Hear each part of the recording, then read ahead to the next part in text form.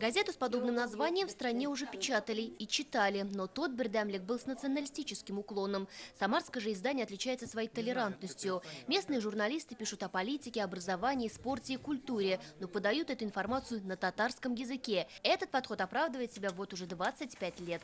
Она является, и до сих пор люди говорят, это что объединяющее, что религия, вот мечеть, и даже Бердямлек выше иногда некоторые ставят нашу газету, что эта сила у нас больше, чем даже религии. Что мы можем, любой у нас, люди верят нам. И пишут письма до сих пор, и это в век интернета. Сейчас уже, конечно, меньше, чем раньше. Так еще 10 лет назад в редакцию ежедневно приходило по 20-30 писем. Причем среди этих посланий сотрудникам издания удалось разглядеть и своих возможных коллег.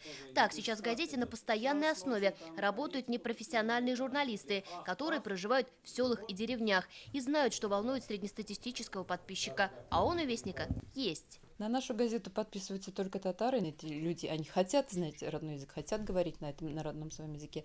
И еще они учились, они знают язык. Вот. А будущие поколения, конечно, тоже подписываются. Ну, мне кажется, они для бабушек, для своих. Или чтобы в доме была газета, или чтобы их дети как-то тоже к этому притягивались немножко. Мне кажется, только из-за этого. Радовать своих подписчиков, которых, к слову, в 2 раза больше, чем у любой самарской газеты, редакция «Бердямлек» планирует еще как минимум 25 лет.